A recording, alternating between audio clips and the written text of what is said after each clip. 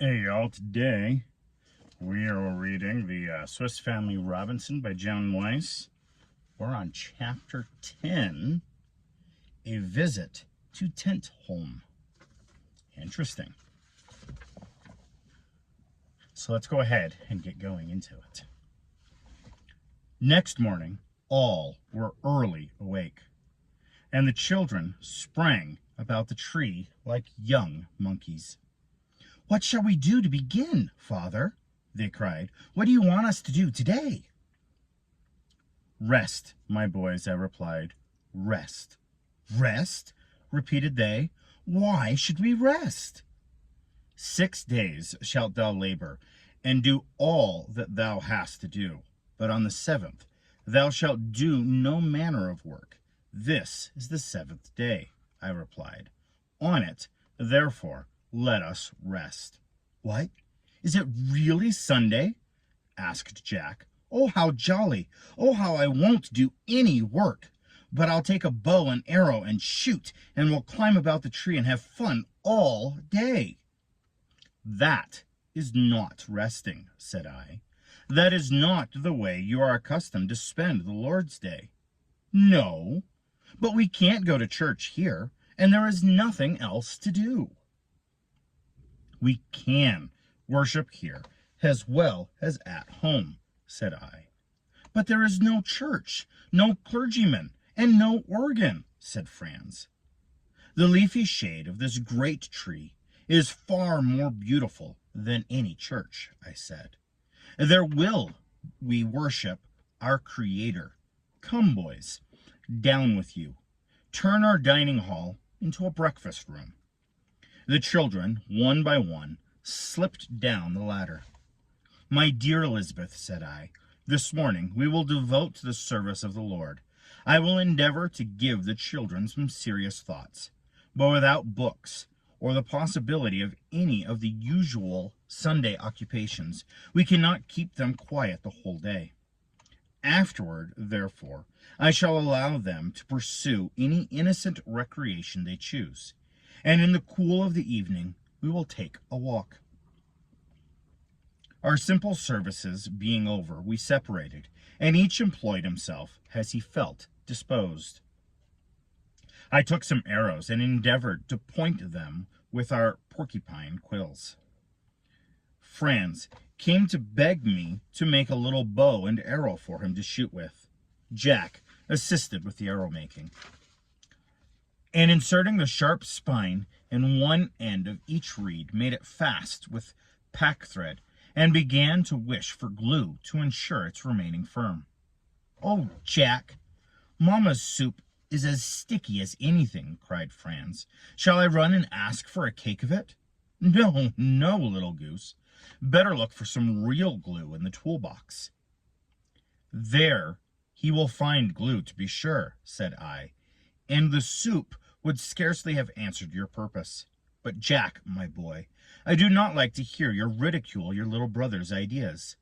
Some of the most valuable discoveries have been the result of thoughts which originally appeared no wiser than his."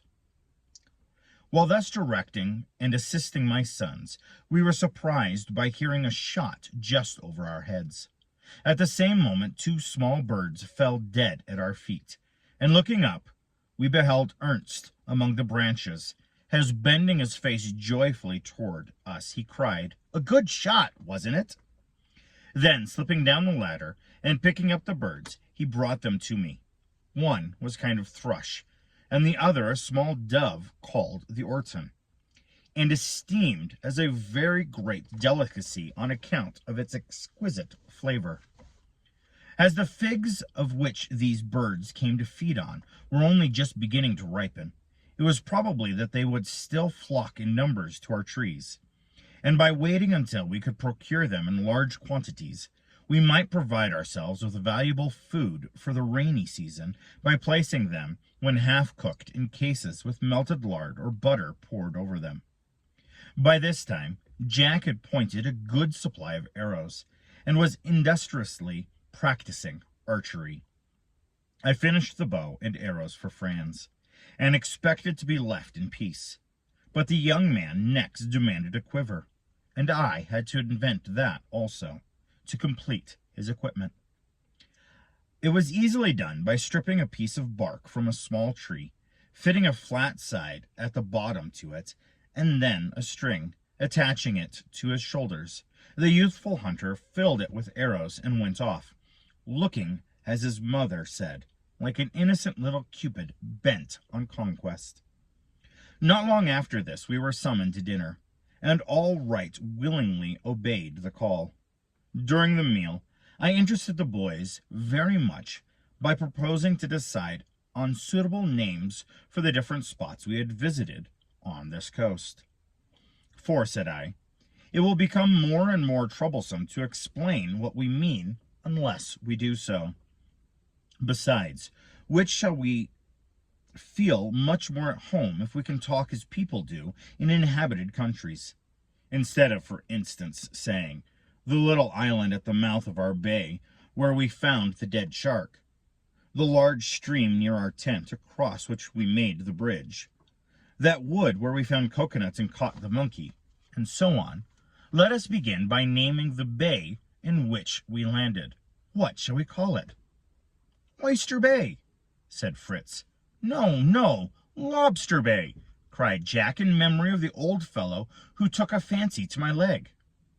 I think, observed his mother, that in token of gratitude for our escape, we should call it Safety Bay. This name met with general appropriation, and was forthwith fixed upon. Other names were quickly chosen. Our first place of abode we called Tentholm, the islet in the bay Shark Island, and the reedy swamp Flamingo Marsh. It was some time before the serious question of a name for our leafy castle could be decided. But finally it was entitled Falconhurst, and we then rapidly named the remaining points. Prospect Hill, the Eminence, we named the eminence we first ascended, Cape Disappointment, from whose rocky heights we had strained our eyes in vain search for our ship's company, and Jackal River, as a name for the large stream at our landing place, concluded our geological nomenclature. In the afternoon the boys went on with their various employments. Jack asked my assistance in carrying out his plan for making a cuirass for Turk out of the porcupine skin. After thoroughly cleansing the inside, we cut and fitted it round the body of the patient dog. Then, when strings were sewed on and it became tolerably dry, he was armed with this ingenious coat of mail.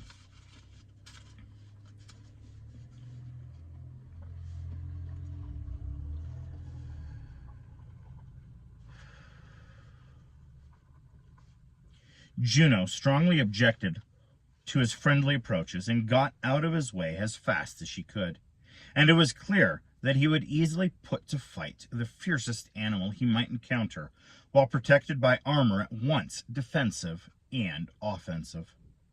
I determined to make also a helmet for Jack out of the remainder of the skin, which, to his infinite delight, I speedily did. Amid these interesting occupations the evening drew on, and after a pleasant walk among the sweet glades near our abode, we closed our Sabbath day with prayer and a glad hymn of praise, retiring to rest with peaceful hearts.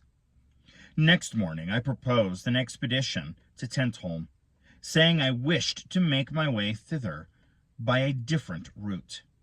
We left the tree well armed, and I, my 3 elder sons, carrying each a gun and game bag, while little Franz was equipped with his bow and quiver full of arrows. Their mother and I walked together.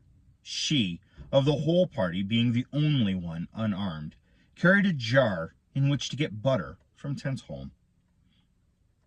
We were preceded by the dogs, Turk, armed most efficiently with his cuirass of porcupine skin, and Juno, keeping at respectful distance from so formidable a companion. Master Nips fully intended to mount his charger as usual, but when he saw him arrayed apparently in a new skin, He approached him carefully, and touching him with one paw, discovered that such a hide would make anything but an agreeable seat. The grimace he made was most comical, and chattering ferociously, he bounded toward Juno, skipped on her back, seated himself, and soon appeared perfectly reconciled to the change of steed. We strolled on the cool air, following the course of the stream. The great trees overshadowed us, and the cool green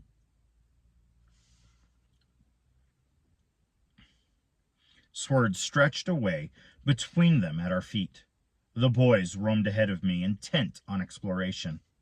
Presently, I heard a joyful shout and saw Ernst running at full speed toward me, followed by his brothers.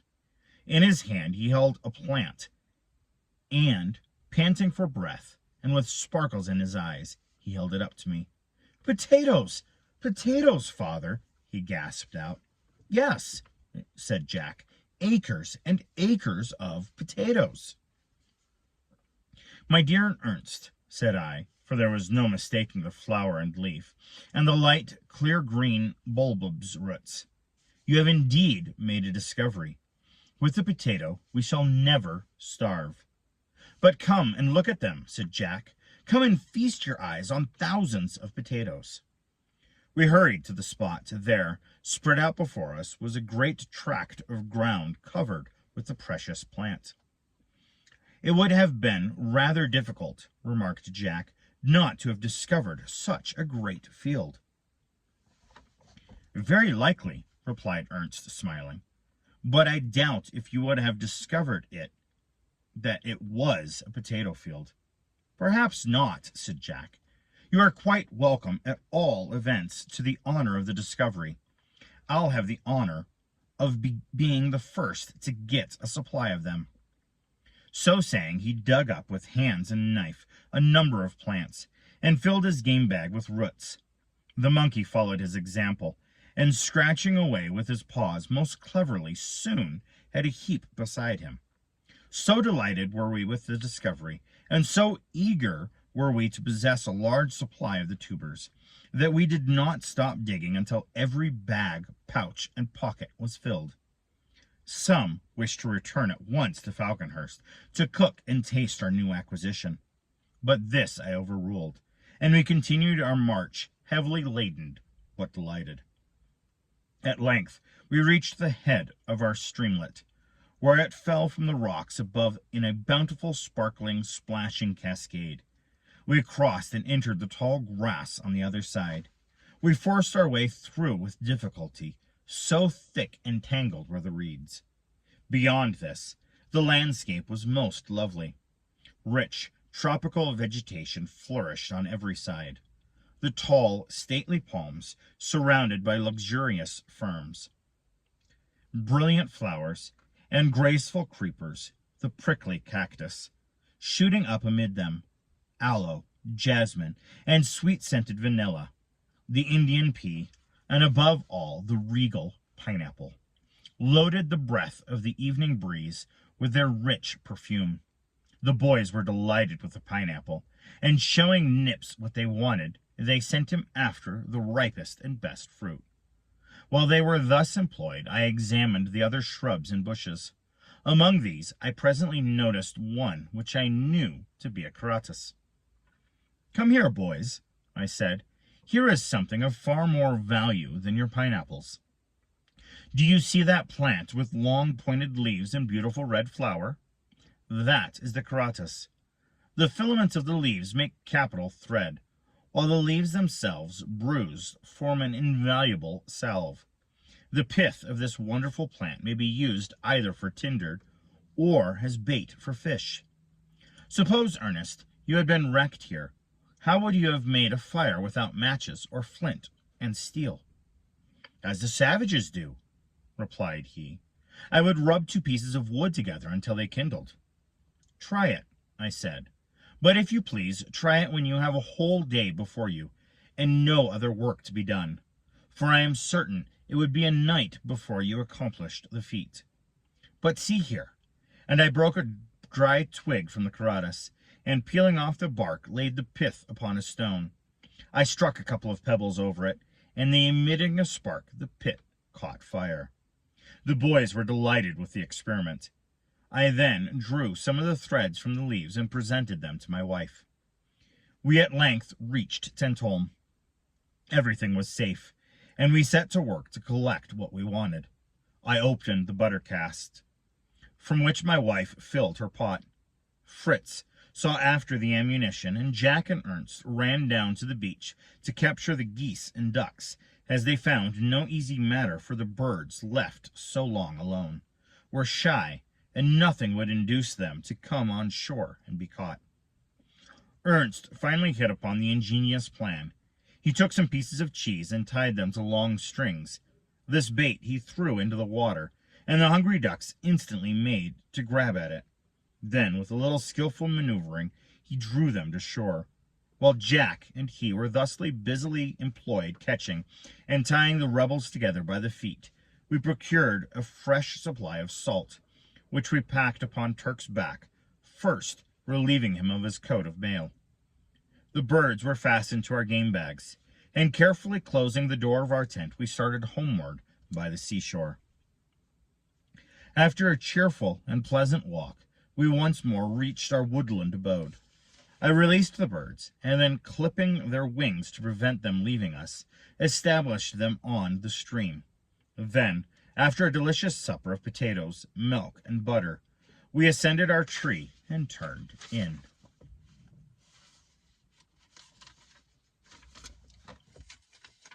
Quite an interesting story so far. So now they've been able to find animals, potatoes, plants, and many other things to be able to eat and be able to sustain themselves. And like you just said, this Caratus plant is able to provide them with tinder as well as thread to mend and take care of things,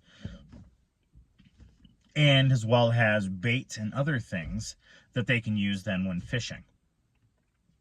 Are you kind of noticing some of the differences between the Disney movie, Swiss Family Robinson, and the book? If so, kind of leave the comments down below. And thank you guys so much. You have a wonderful and blessed day.